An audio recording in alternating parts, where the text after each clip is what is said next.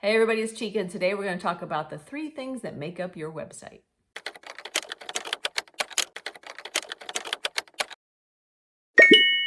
All right, there are actually 3 parts to making up your website: the domain name, the hosting provider, and the code itself. So let's go through them each one by one.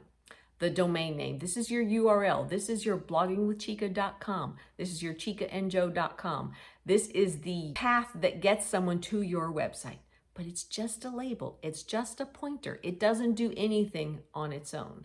In fact, you can have multiple URLs that all point to the same website. For example, over at chicaandjoe.com, Joe spells her name J-O, but some people might try to spell it J-O-E. So we actually have 2 different URLs that both point to the same website. So domains are completely separate. They are pointers that tell your browser when you're on your computer or your phone, and you type in that domain, it has to be able to point to the server that you've put your files on. So that's what your domain does. It is a pointer to where your website lives. You do need to pay an annual fee for a domain. You can get this through a hosting provider or through a domain service all on its own. It's typically in the $15 to $20 range. Some hosting providers will offer it to you for free for a year. Keep in mind, whenever you're signing up for something like this, be sure to look at what the second year, the recurring costs are. Many companies will offer you a domain for really cheap for the first year, even like $1.99 or something like that. But be sure to take a look at what that recurring cost is, because if it jumps up to $35 or $50 the next year, you would have been better off getting a plan that started at $20 and not having that first year at that really discounted price.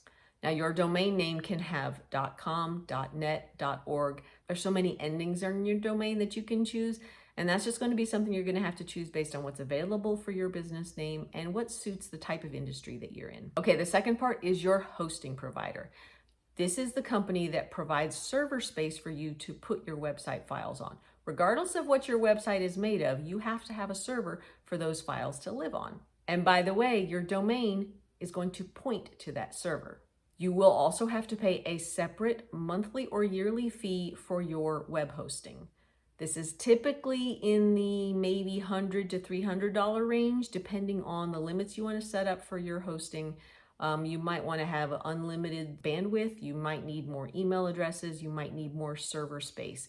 And it depends on how big you want your website to be. Do you have a whole lot of content, giant images that you need to be able to share? Or is it just a brochure site that doesn't need that much? Choosing a hosting provider is a very important decision. And it's the kind of thing that, quite frankly, you don't always get right the first time. Look at the recurring costs, look at the time commitment of what you're signing up for, whether it's a year or a monthly, so that you can see how you like it, see how the performance is at that company, and always be ready and willing to maybe consider moving if you need to, because you don't want to get tied into a really bad environment that maybe isn't working for you. The third main part is the code. You have to have code that's going to make up your website. It all boils down really usually to HTML, CSS, and JavaScript, but how you get there can depend on the platform or content management system that you use. WordPress is obviously one of the most popular, and it's the one that we focus on here in this channel. WordPress is a combination of files that you can download from, actually, check this video out and I'll talk more about where you can get your WordPress files. But once you have your files, they have to live on the server.